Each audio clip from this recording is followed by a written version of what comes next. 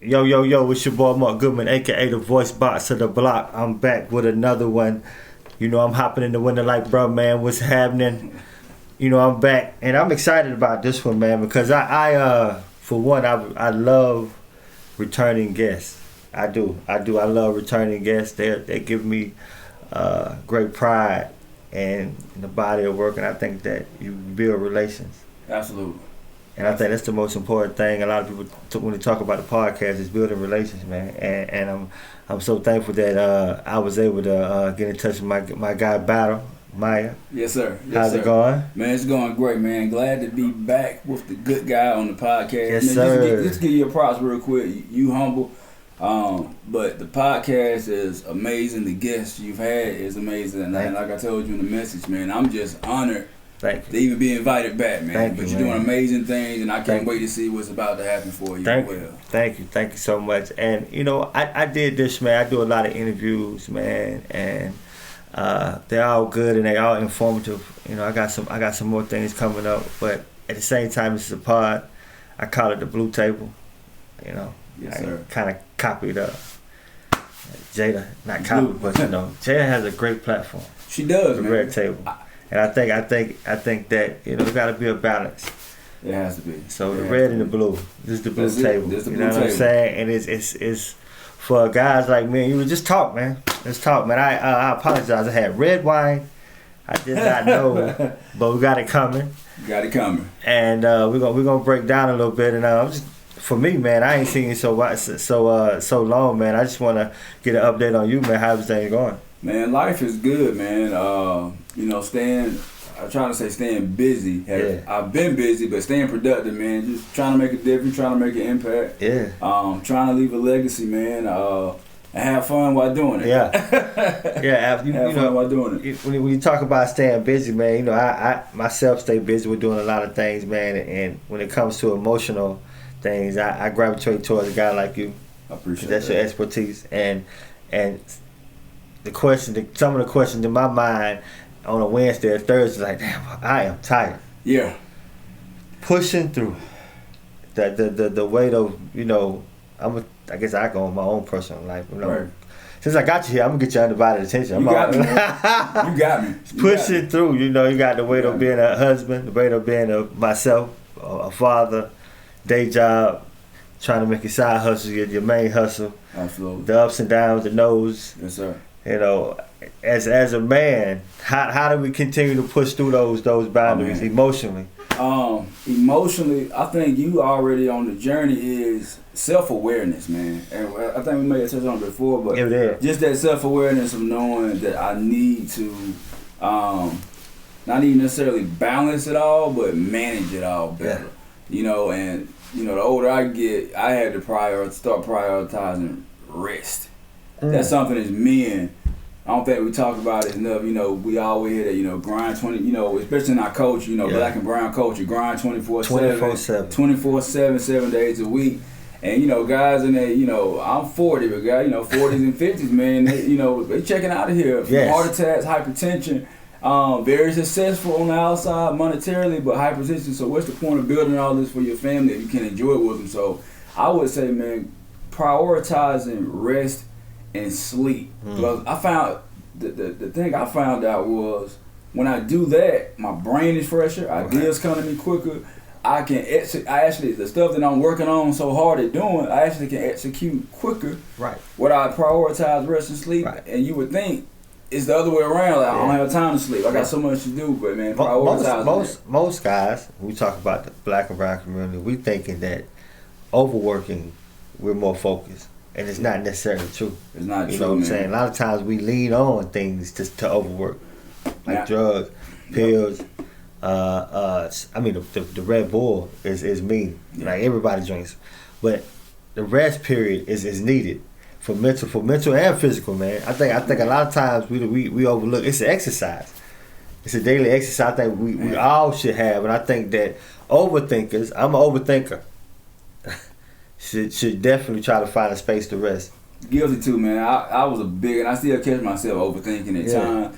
But something I found out, for some reason in Western culture, they separate mind, body, and emotions. You know, you got physical health, mental health, emotional health. When truth be told, they all work with each other. If I'm healthy physically, I can think better. If I'm more emotionally balanced, I feel better. Because if I break down emotionally, physically you don't feel like doing nothing. Yeah. If you break down physically, mentally you don't feel like doing anything. Right. So we have to become more and more. It's a lifetime job, and learning how to manage all. You know, give each one its proper rest, exercise, and even if it's 5-10 minutes a day, you know, making sure that we cater to each other. Right. How much? I know a lot of times we when we come now, social media is driving everything. I'm talking about from how we look at everything. When it comes to the man, how do you think we look on social media? It's funny, like, man. I'm talking about the culture of the black man. How is we perceived? Because I mean, I'm right. Obviously I podcast, I'm social media all day, and you surf, and we on it pretty good. And do you like what you see? I don't. I'm gonna be honest with you, man. So it's kind of, I don't like to say gift and curse. Everything got its bonuses, but social media has caused everybody to speed up when we should be slowing down, and it creates more mental and emotional illnesses, and it heightens anxiety, it heightens competition, it heightens competition. Competition kind of like, am I doing enough? So and so doing this. Am I getting enough? You know, it heightens all of those things to get you to not sit back and think, because you constantly have to do it. But as far as a black man, I would say black women too, I don't like. Now you got guys like yourself, and it's a lot of positivity, especially like on Instagram. Starting to see more TikTok. So I will say I'm seeing a resurgence, or I'm seeing an uprising of more positive things being pushed, especially since COVID, around our overall well-being of the culture. But generally, I've never liked social media, but I knew the importance of it. It's people I've been able to reach and connect with that probably would have took me years or months to even get in front of. The relationships, genuine good relationships I've been able to build from social media, and have community of peers even in my same space or similar spaces. So I think it's a great opportunity that we didn't have before to get our voices, to get our stuff out there. Yet, again, with everything good, it got to be something just as, you know, it got to equal to it too. So it can also, it can also turn negative too, and you see that with the more stuff you got. You know, when I started doing the podcast and the vending business, man, I started realizing that as driven as social media is, man, it's a powerful tool. If you use it in the right way, you will filter out all the negativity. I agree. It's a lot about who you follow. It's you know what I'm saying? So I've what I started doing, you know, for a long time, is deleting what I used to follow, and start following things that, you know, that are beneficial to my daily walk of life. You know, as far as education, I think social media is a good tool if you follow the right thing. I know everybody's a guru right now, but I try to make sure that I'm following the right person, and just try to channel that, because that's what I'm trying to gain from it, as well as marketing and advertising, and that's the only thing I'm trying to gain. A lot of times people get caught up in the fashion, and that's when you get what's your word you call competition. Oh my God! Am I doing much? Am I doing this? This guy's he's not sleeping. I gotta sleep. I gotta go extra hard, and sometimes that's not healthy for you as the person. You know what I'm saying? Along with your emotions, man, because I had said one thing on Facebook. I said, man, knowing when to heal is beginning to know you don't have to forgive. That's me. Yeah. That doesn't. Some people have more mental illnesses, and they have to forgive. Right. Because that'll challenge them to be active on their emotions. I'm fully controlled under my emotions, so absolutely. Therefore I can have these emotions and not have to do things. So when I say things, that doesn't mean it's for everybody. I'm just speaking for me.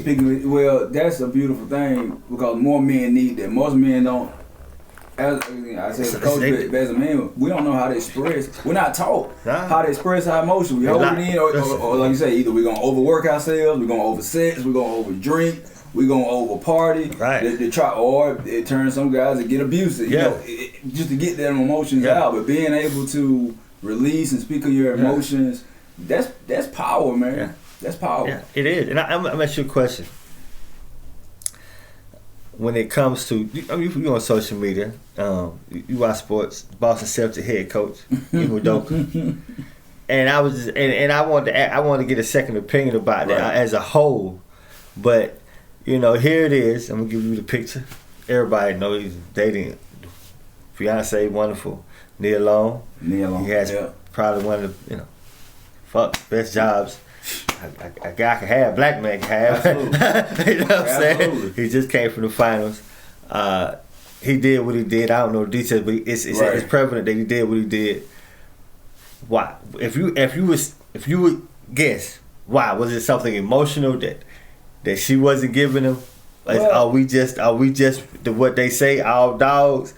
Yeah. So what is it? What is he missing? Here's my take on that whole situation. For one, it's funny how he got all that coverage and Brett Favre is stealing. That is true. Brett Favre is stealing from welfare. Something he was stealing. From some welfare. Yeah, he was doing something dirty. Again, how social media fuel stuff. Nah. Like I say, how social media fuel stuff. But I would say, man, he's no different than any other average man. People forget just because Nia Long is famous. Absolutely. And she's gorgeous, by the way. Facts. She's very gorgeous, by the way. Absolutely. But just because she's famous, just because he has millions of dollars, they are still two human beings with emotional issues, with trauma. They're just like anybody else. So I can't believe he cheated on Nia Long. That's like Pookie down in the street cheating on his girl. He's no different on the inside. Outside, yes, but no different on the outside. So I would say men cheat. And ladies, if you watching this, men cheat. Hold on, let me. Yeah. Go ahead. Take a drink. Yeah. Go ahead. I might get in trouble for that. I'm just go ahead. You just said it. Go ahead. I'm listening. Men cheat for various reasons. That's the doc. For various reasons, but I would say this most of the time. It's I can say most of the time. I can't speak for everybody. It can be from insecurity. Okay. It can be from they don't want to get emotionally attached in one thing, and a lot of men. And they may not know what to call it, got fear of abandonment. So that fear of abandonment is, I don't want to feel like a sucker if you leaving, so I might have 2 or 3. Or, everybody like more what they can't have.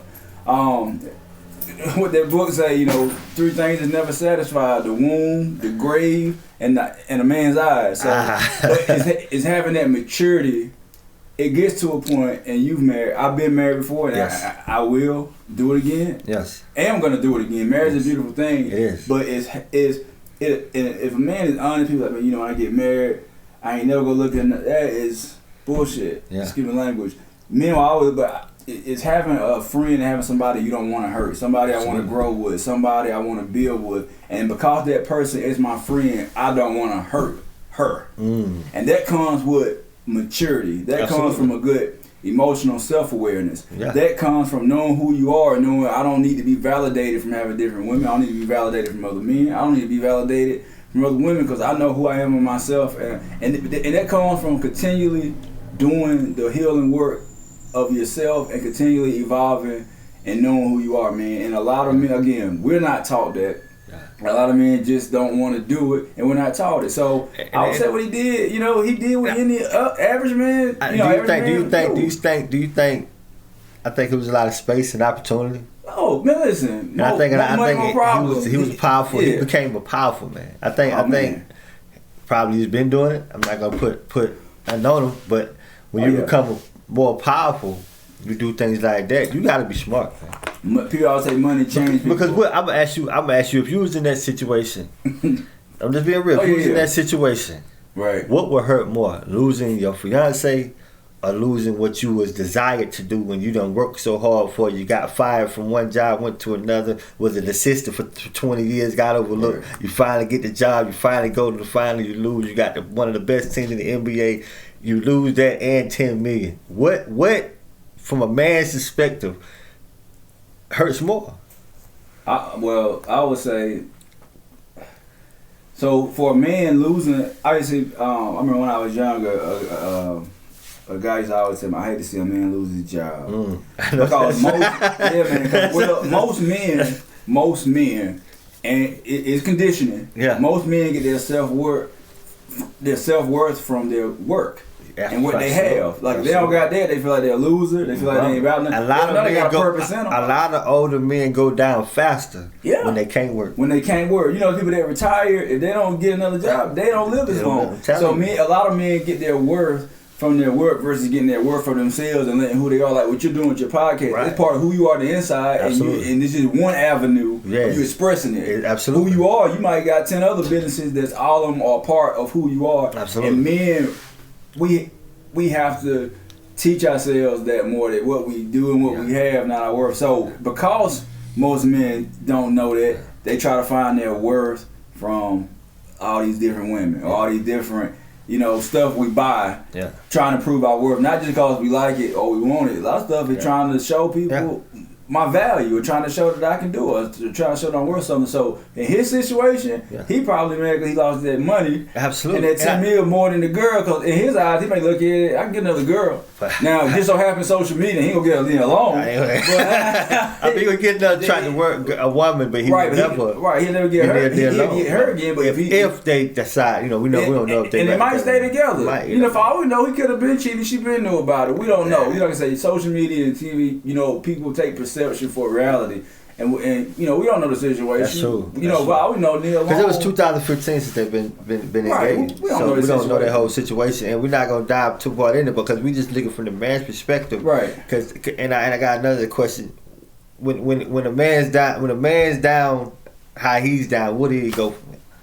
What is he thinking, right? Hopefully, I always tell people when you down on rock bottom, and somebody told me this, and the best piece of advice I got: when you on rock bottom, you got no way to look bit up, or if you look the other way, that's the grave. So he's actually in one of the best positions of his life. He's close to the grave. He's close to the ground. When you rock bottom, hey, either you gonna die here, or you got no way but up. So actually, this is one of the best places of his life. He can reevaluate and probably do the work that he should have been done before he got this position. We got an enemy, whether people want to call him the devil or just evil energy or just like a whatever it is, that love to see you fall, climb fast and fall even faster. Because the fall hurts worse and it happens fast. It may take you years, like you said, years to build that, and then it take you one stupid decision to kill it. So hopefully he grows from it, and I believe if he grows from it and do the work. That he can get back on top or better. And the thing about it is, this is how powerful. I think me and my old lady was talking about. This is how powerful it is when you become attached to in a relationship or married or engaged, because you really lose your identity. Because in our eyes, oh man, this nigga lost his job, but through the masses, you're a dog. Right, you're nothing. Like you're bummed. Right. Like no matter how, no matter a great how, guy. Wonderful guy. Maybe a wonderful guy, a great guy. You know what I'm saying? He just stepped out. He just did like a relationship. They found out you was a bum. You just out here disgusting. You know what I'm saying? He gets no love, and that's because that's the power of being in a relationship. And sometimes you do lose your identity, no matter. And he's gonna have to struggle, right? In a lot of ways to get that back. And as far as his coaching career, man, I can't even. I hate to hear that, man. I hate any man. Any man. That's what I'm saying. Like this probably the one thing that blew my mind. I'm a Celtic fan, but when I heard that, I was like, what is this guy doing? You know what I'm saying? What is this guy doing? What he doing? But going back to how important managing your emotional fitness and start with self-awareness, knowing who you are. Discipline. You're not discipline of emotion. Discipline. You know what? I always say add up the cost. Like it's made this, but what would this decision cost me? What would this decision potentially cost me? And if it don't add up, man. And I always talk about not necessarily the relationships, but also discipline with your emotions when it comes to conflicts. A lot of our black men, let's just be real, can't deal with their emotions, and they doing a long stretch in jail because of unnecessary violence, because of anger. Anger. When I talk about emotions, a lot of times it ain't even about relationships. It's about because I dislike somebody and I need to deal with that. how do I deal with that? As we don't like a lot of people don't want to talk about that conversation because they lie. So a lot of people say, okay, Marcus is emotional. It might not be attached to just relationship. It's emotional about anything. Oh, man. You know what I'm saying? Anger. And truth be told, most of the time when it's in a relationship with, again, that fear of abandonment, that fear, especially with a black man, the fear of not being heard, the fear of being misunderstood, the fear of being, all of that plays and it turns into anger and rage that we haven't been taught how to express in a healthy way. Because truth be told, there's nothing wrong with being angry. It's knowing how to express it in a healthy way. Truth be told, most people don't express anger enough. Yeah. They press it down and it ends up in the cloud arteries, the heart attacks, the unhealthy habits. They turn into unhealthy habits. They try to get that out. Like I said, and then you create enemies. You create enemies. Because you hate them so long and you ain't handle it, you start acting upon it. Absolutely. Now every time you say you want to inflict, bodily harm, and that becomes an enemy. And it could have been a conversation. Absolutely. It could have been a conversation. We're not taught how to communicate. And when it comes to conversation, man, it's especially when you on a journey. Because not only when it comes to that, because when it comes to anger and all these emotions, you begin to have kind of doubt or maybe anxiety. Yep. And a lot of people, when it comes to I guess you could say being depressed and anxiety, they can go hand in hand. Absolutely. I think when I listen to I listened to the old podcast with you. I think we touched base on that. We may have. I gotta check it out again, but. Sometimes this journey will be hard. Like I ain't gonna lie, me personally, I catch it a lot of anxiety. Think like, God, I may get on the gram, I may see somebody, a podcast, maybe doing slightly better than mine. Right. I'm like, damn, am I doing enough?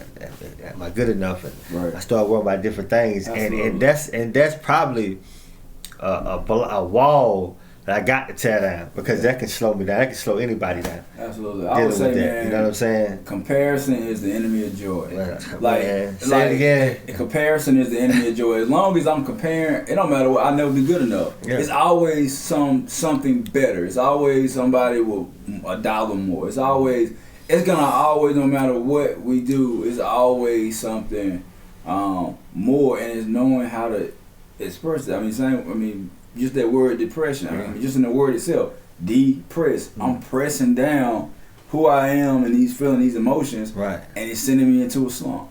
I'm pressing down these anxieties. I'm pressing them down versus deal with them. Like people say, if we made out of dirt, everything we do is seed. So it's gonna sprout back up. Right. And it's gonna come back. You plant apple seed, you're gonna get back a whole apple tree. Right. So let me go ahead and deal with this now, so I don't want that tree to come back up later, and it may come back out if you're talking to your homeboy or your girl and that anger. It's coming back out in some form of fashion. Yes. So it's just learning and taking the time. We all different. There's no cookie cutter approach, and learning how to express anger, how to express failure, how to express disappointment, and not feel less than for expression, or not feel like, oh man, maybe I'm just being emotional, I need to suck it up, I need to get over it and grind. Nah, man, these are real feelings. Yeah, absolutely. Being more vocal. Being more vocal in a more positive way. I think a lot of times us with men, we have a lot of masculine energy. Our tone may get in the way of our delivery. Yep. And sometimes that abuse us. And I stay having those problems. Yeah. And that mute us from the ears that we trying to get to listen. And I think that's probably the hardest challenge when it comes to growth. Because, a lot of times we talk about, marriage. Honestly, man, we talk about being submissive, women. We talk about men leading. I'll be the first one to say I don't think I'm the best leader. You know what I'm saying? I think I give 120% effort. But when you talk about being the best, that leaves no room for failure. Right. You know what I'm saying? And that's probably something that I probably fear of failure. And then you look at society today with so many failed marriages, and you sitting there saying 90% of them is the man fault. So I'm like, oh, listen, don't put me as the best. Don't put me as the best. I'm just trying desperately. You know what I'm saying? Of the time, and I think that's the only thing you can do. And I think you talk about, marriages is great, but I think the best thing in the marriage is to have a great relationship. That's it. You gotta have that friendship. If friendship.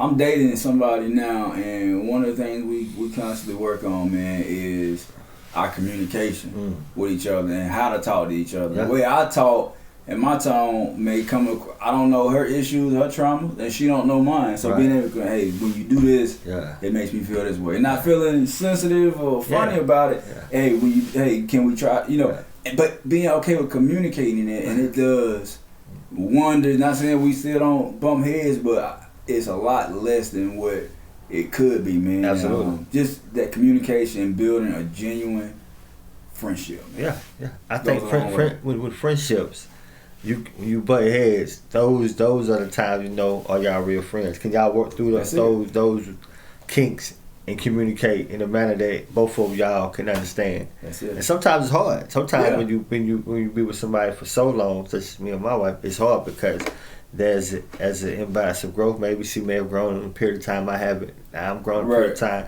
and we always gotta balance each other out, figure out how can we balance each other out. That's why I always say it's more difficult to deal with one than to deal with many, because to make one happy for a long period of time can be exhausting.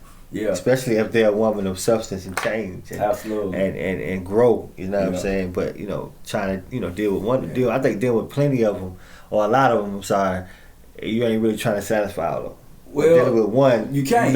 You know, as a man, as dealing with one, you really trying to satisfy this person. Yeah, because you got multiple. You can't, because you pouring. You pouring your beverage in 4 different cups. Somebody go in with more than the other one. Everybody will come up short though. Everybody will come up short. I got one bottle, but being able to focus on one, man, that type of that monogamous relationship. What is the purity of that? I think a lot of times social media. Has ruined that now. They think that's the worst thing you could be in, because all women think it's gonna happen to them, and now everybody's on the poly and social media. So man, think if you think y'all gonna end up bad and he gonna cheat, he probably will. Yeah. If you think she gonna do this, she probably go in it. If you go in it untrusting, you go in it with all these notions. Go in it.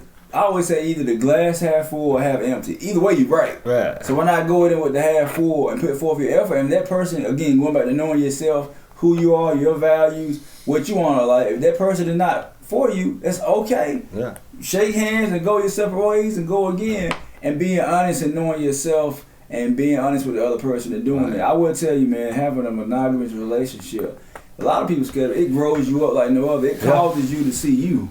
Absolutely. And most people don't want to do this. So I say it's easier. It's not in the long run because it's a headache and all of that. But it can seem easier to have multiple women because you don't got to deal with yourself. Yeah. You can give a little bit here, a little bit there, but you end up with a headache. You end up it makes no sense whatsoever. But all because most of the time they don't want to deal with themselves. And having that one person, you got to deal with you. You got to have them hard conversations. You got to actually communicate with this person regularly. Yeah. You got to learn their needs and their wants. You ain't got to do all of that every day. And if they don't like it, oh well, on to the next. On to the next. And I think it's easier being honest in the beginning. Yeah. Rather than trying to pretend all the way, and then you have to find and give them your true self. Yeah. When it comes to needs, and I always say this, man. You make sure, because you go back to what we talked about earlier in the other podcast. And like, listen, a person have to love your dopeness. They got to. They have to. If you a guy, and you love, you a truck driver, and you love being a truck driver, and then you find this wonderful woman. She can't tell you, well, I don't want you to be driving trucks. That's who I am. This is who I am. Right. You got to love him being on the road. Love him being on the road. You know what I mean? It's kind of like Tom Brady's wife. She knew who he was. He been a quarterback for how long? He been a championship winning quarterback for how long? How you gonna take the desire from him? Yeah, man. He loves this. He would probably get all kind of health problems if he was forced to quit. He's you know how much he loves this. He's like, okay, we'll get a divorce. Right. You know what I'm saying? So I think a lot of times women who get in this space, so when they get you, they want to try to change you, and I feel like that could become an issue because you're supposed to love what you fell in love with. Absolutely. No matter what, I don't see no way around it, because because a lot of times when that happens, you're taking away something from the man, and he's gonna fight himself trying to not do it. You know what I'm saying? And it goes back to, like we were talking about on the men part, but also on women's part. It goes back to insecurity. Because most of the time, you're catering, wanting to change somebody, you're catering to your own insecurities. Yeah. You're trying to put somebody in a way that will make you feel safe with your insecurities. Yeah. Instead of dealing with them insecurities, dealing with them trust issues that he has nothing to do about. Right. Dealing with your insecurities with finances and money that he has nothing to do about. Right. And dealing with your insecurities, and vice versa with the man with cheating and doing all that, dealing with your insecurities. So it goes both ways. It's like that's why I never say all men are dogs and all women ain't hoes. No. People just do stuff out of insecurities, and most insecurities are all based in some type of fear that people not willing to admit or deal with. Absolutely. Yeah. And I think a lot of times, man, we will have a tendency to run from our problems. Yeah. We'll run from our problems and another thing is, I always felt like when it comes to being a leader, it's a struggle if you didn't see it coming up. Oh yeah. Just like when women come up being submissive, if you didn't see it coming up, it's a struggle. Because if you a single parent mother and as a daughter, all you seen was your mother lean on herself. As you get older, the person you depend on might be present, but you will still lean on yourself because that's all you know. Right. Versus a man, same thing with a man. You want to be a leader, but if you didn't see your father lead in the correct way, right, you will somewhat fall short because you gotta make mistakes. Right, man. You know, I think no leader. You can't tell me a leader haven't made mistakes.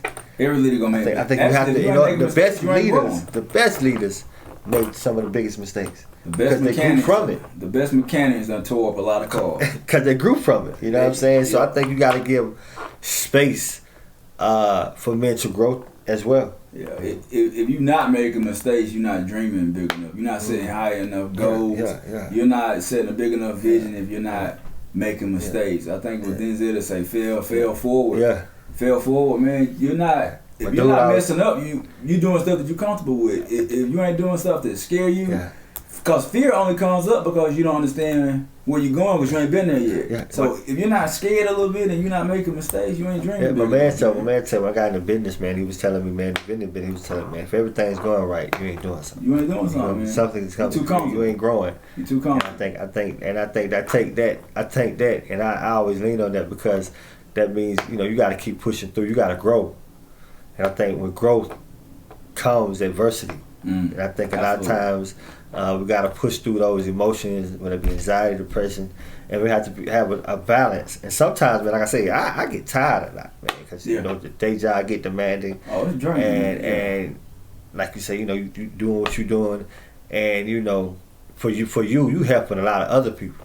Sometimes you gotta have space for yourself. Got to. You know what I'm saying? The same thing with me. Like, this is my space for myself. The blue table, so we can just talk, men, have a few drinks, and be like, how you doing, bro? You all right? Straight, everything straight, man. What's going on? Men gotta have. I mean, man, women create their outlets all the time. All the time. They get together, cry with each other. Yeah. They get together, talk trash with each other. Men, we gotta make things like the blue table the norm everywhere we at. Where a man feels safe. Yes. Around another man, telling him his shortcomings, his failures, what he need help at, without him feeling like, oh man, that man gonna hold something over me, or he gonna think I'm a punk, or he think I'm not handling business. When truth be told, all men want to be able to vent and let that stuff out. Man. You have to vent. You have to vent. Talk about emotions. Talking about business, man. When you sit at the table and you sit at the table with men that's trying to accomplish something, all these emotions can be driven to something positive. See what I'm saying? A lot of the venting is needed to foster through those storms, man, those ups and downs, those tired days. And a lot of times, you can go and tell your wife, that's one thing, but when you tell somebody that's doing the same, I always think about my partner OJ. He's working hard. He has the boxer company, and he always called me with different things. Right. And those conversations last a lot longer. I take with me because we both venting, we both talking about business, and it's all positive. You don't get a lot of positive conversations these days. You don't. I don't care what it, because a lot of people won't thrive off negativity, and it's good to have somebody on your side to talk to. You need that, man. I mean? Especially with men. Men need that with other men because, like, your mama or your girl, they can tell you what to do, but they don't know how to feel. Right. You know what I'm saying? Like my mama could tell me how to be a man, but she couldn't show me how to be a man. Right. So I'm gonna go towards what I think look like. Yeah. That because we gotta be able to get that from a man. My father passed, and I always say the one thing I always say: if I could see him again, I apologize for him. Yeah. Then I apologize. Boy, look here, boy. I understand. I didn't get it. Boy, I get it. I get it. Sit down for 1 minute. Boy, let me talk to you. Boy, I truly understand. Because, you know, as you get older, man, these challenges, man, and your drip and your drive and your dreams. I'm a chaser, and I'm an idealist. And sometimes, man, it ain't but 24 hours in a day. Yeah. And then, like you said, we exercise sleep. We exercise health and things of that nature, man. You just feel like you don't do enough. And so having these conversations, man, you be like, bro, you doing enough, bro. You doing good, man. You doing good. And like when you came in and you came, we said, look, bro, I just want to give you flowers, bro, boy, just one thing, you're doing good. But that really gave me. Yeah. Sometimes we need to hear that from other men. Sorry, thank you, bro. I appreciate it. You know, your girl. Yeah, you know what I'm saying? Your woman. Yeah. They can tell you that, but another man, like, hey, bro, listen, man, keep doing what you're doing. Yeah. Sometimes you just need, like people always say, even growing up, I didn't go in sport, but people used to look for their daddy in the stand. Mama always there yelling and screaming, but if their daddy was there, say, like give them a head nod. Yeah. Man, they go in there and kill it. Yeah. And men, as much as it's not talked about, probably even more so the older we get, we need them head nods. Yeah. From time to time, like doing your thing. Yeah, for your fellow man, your fellow friend, and people that's supporting you, and you know, talking and this ain't nothing wrong with talking. And I don't know where maybe the idea that, you know, that the black and brown community has been taught to survival, you know, because I think survival can eliminate communication. Oh man, because we're not worried. I'm not worried about you. Right. Don't you worry about me. Me and mine. We ain't got to do no talking. Me and mine. We just go ahead. Whatever happens to you, happens to you.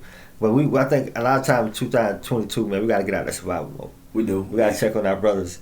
You know what I'm saying? We got to reach out and have these type of conversations. I can have interviews and have some of the best people come through here, but it won't fill me up unless I have a opportunity to talk about some real things, man. That's going on in the upstate and it's going on around the world, so people can take these content and say, you know, I understand what you're going through, but I'm trying to make something. I'm trying to create generational wealth. It's a struggle, but I get what he's saying, but I can get up the mall and keep it going because he said something that he took out of there. I took out of there, and I can go with it and think about it. Yeah. And I bring guys like you who train to do this and give these people a way of thinking for the next day, a couple of days when they watch this, man, and say, okay, you know what? I feel what he's saying about understanding your emotions and being driven and understanding that you got to think sometimes. Sitting on the corner, you write a lot. If people don't know to follow you, what's your all my Instagram and Facebook is my name, Jemiah Battle. Jemiah Battle. Yep, you write a lot, but one thing that helps me, man, sitting on the edge of that bed thinking. Oh man. Man, listen, give me when I get up, man, just give me 30. I might get up, go lay in there. I might sit up and give me a good 30, 40 minutes, man, and just drift off to think. Man. Somebody told me, I was watching an Instagram podcast, and it was like, man, every man should get up about an hour earlier just to think. Yeah. I have to. Just to think. I got to give myself 30, 45 minutes every morning just to gather my thoughts. And people think you ain't got to sit Indian style. Nah. You walk around. Yeah, whatever. Yeah, drink coffee. Whatever you're doing. But you give yourself that before you jump on the ground, before you jump on Facebook, before you even put your music in sometimes. Give your brain a chance to kind of just let your thoughts come together first. Yeah. You know what I'm saying? Like, I would treat that just like you treat breakfast, man. Yeah. Give yourself 5 minutes, even if it's 5 minutes of gratitude, 5 minutes, to let my thoughts get together and watch how your day go after that. I'm telling you, man, and I think thought is such an important thing because I read something that said, man, what a man thinks is who he is. It is. You know what I mean? What a man thinks is who he is all day. You know, what he thinks about all day is who he is. And I think, you know, in the morning your mind is fresh. Yep. So you want to fill it, man, with good stuff, man. And I think that a lot of times, you know, you can deal with, some people deal with get up with thinking negative all, just go, oh, it's gonna be a long day. If you think that for long enough, it's probably gonna goddamn a hell of a day for you. It'll be a hell of a day, man. We eat physically, mentally, spiritually. We all we eat. Yeah. And I'll tell you something about the food, man. Food can make your emotions change as well. Man, I'm glad, brother. I'm glad you're saying that. People don't know now the biggest drug industry ain't what they tell you it is. It's the food industry. Why do we? Have people ever sat down and thought, why is there a Food and Drug Administration and why are they together? Why is not a Food Administration and a drug? Why is it the FDA? Food and drug. The food killing people. Absolutely. Certain stuff you eat, and I've experienced this. I've been through, like I said, everything I teach and coach on, I've experienced it myself. Right. Certain stuff you eat can change your hormone levels and depress you. Right. People will think they'll go get these medicines and stuff and think something wrong. When the truth be told, they might just need to change their diet. Certain foods can cause hormonal imbalances that gives you anxiety, that depletes your serotonin, that depletes your dopamine, and it can be all in what you and it can be all in your diet. I think a lot of people, honestly, I tell my wife all the time. Sometimes, man, you gotta watch what you eat before you go to bed. I think you waking up in the mood. It might be because of what you eat before you lay down. Very well so. You know what I mean? I think that people in the black and brown community, again, we don't harp enough about dieting. Some of the people talk about dieting as a bad thing, but it's really not. Fasting and dieting or maybe just watching what you eat all together. Watching what you eat, man. I'm gonna take all that back as far as just watching what you eat all together. That's it. And I think that's the main thing. And don't be scared of it because that can affect. When like you said, you are what you eat, man. And I think that all that holds hand in hand with your emotions, man. People don't know So, a fun fact: you have dopamine that gives you energy, and motivation. You got serotonin. And serotonin, which helps you relax. You have oxytocin, that's when you hug people, you're around people, and you get that feeling. Most of your emotional, they call them chemical, but they're really hormones. You have more of those hormones, most of them are in your gut and not in your head. People think most of them are in your head. No, most of them are in your gut. Now, they're not going to tell you that. Right. So they'll give you pills to shut off certain transmitters that's in your head. Right. But most of those hormones, you have more in your gut than in your head. Right. That's why people used to say, and now it become cliche, I got a gut feeling about something. Yeah. It's really coming from your gut. Your gut and what's going on in your gut is like your second brain. It's your second brain. Right. And you can feed it just like you do everything else. You got more hormones in your gut than in your head. Let's talk about before we got on. You was talking about you was trying to maneuver over to the sports world. Man. And let's talk about that because obviously a lot can come from playing sports. Not only just the daily life of being an athlete, the injuries, man, concussions are vital. So people that's a need when it comes to there's a need for your assistance, your services. Let's talk about that and what inspired you to try to move over to that field? Well, I've talked in the past. I used to do in my late teens, early 20s. I did a lot of club promotion, so I got a chance to meet, and I traveled a lot. Man, I got a chance to meet a lot of entertainers and athletes, and even I wasn't always fully who I am now, but just the conversations and being able to talk to them even now and kind of coach them. It wasn't set up that way, but that's what ended up happening. We started getting a coaching relationship, and most people, especially, think about it. You're between 19 and 23, and you get $3-4 million, and you're not emotionally fit. You start seeing people like the Dez Bryants, the different people, and emotional fitness, and not only do it affect their money and their funds, but they're making decisions that alter their life, and you start to see more suicide. You start to see people once they retire from sports, they're not emotionally fit, they don't know their values, they don't know who they are at their core, and so you start to see more suicide, you start to see more, they fall into deep depression, they become homeless. And I would think, man, maybe, working with some of them, I'm gonna start reaching out to some of my, maybe some agent buddies or some agents that actually care about the athletes, man, and invest in them. The same way you invest in a coach for your physical fitness, you can invest that for your emotional fitness and your mental fitness, because that's just as important. Actually, that's going to sustain you more like I always give props, and I never met him personally, but whatever team LeBron James got around him, you can tell he invests in his emotional fitness, from his responses, from how he handles certain situations. Yeah. That's work, man, and then invest in that. And I believe every, even collegiate, but especially every professional athlete should have those skills and have those tools to be able to do that. Not only protect his brand, protect his investments, but also protect his own self. Because you got interviewers in your face. Also, you have to. I think it's a mental challenge as well. I'm glad that I haven't experienced it to that degree, but like if you have a lot of money, man, like LeBron, somebody feels entitled.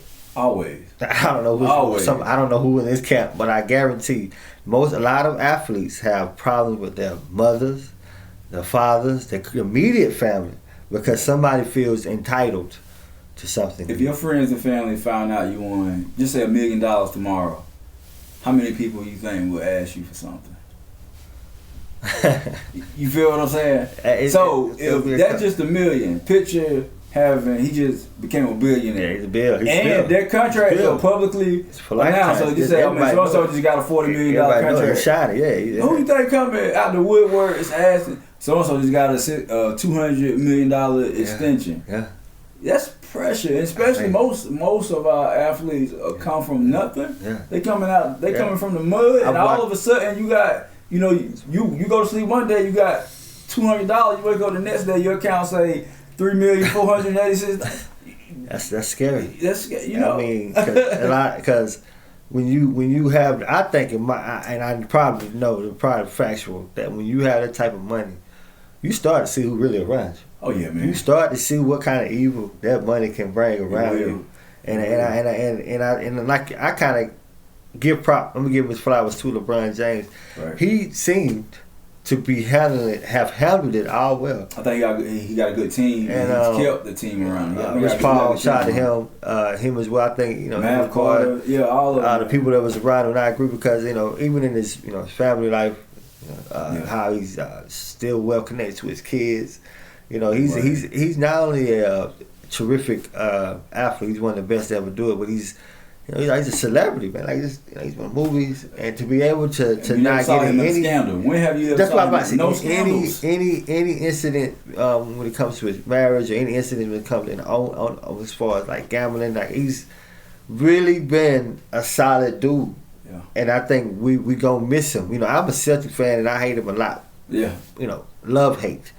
But I'm a Knicks fan. We ain't, that ain't good. I'm a Knicks fan. I'm a giant New York Giant. Hey, listen, shout out to my brother Antonio Duncan. He's a diehard Giants fan. Yeah. Y'all good this year. We are. Hopefully we'll pull it off, man. Yeah. Hopefully we'll pull it off. I'm a Carolina Panther fan. And speaking of emotions, I'm listen, I'm ready for the divorce. I'm ready for the separation because they killing me. You know what I'm saying? Yeah. So if anything else, man, we about to wrap this thing up, man. I do want to let the viewers know how to get in touch with you again. You on all platforms. Your name. This guy's a wonderful brother, man. Just talk to, man. Man. You do work with a lot of women as well. Wow. So you're just a life coach, man, and just you're gonna be around a lot more, man. Because as I grow, man, every now and then I need the life coach to come in and just talk and get these people, because what I go through, a lot of people go through. Absolutely. I'm not alone, and the conversations that we have, it should be contented and put out because it's healthy, man, for the black community, man, and we got so much more, man. I got some more people coming on that we're gonna talk about different things, anxiety, depression, because it's needed continuously. And I'm a big advocate. I'm going to support it. I'm going to do all I can to drive the needle in the black community, because you know what?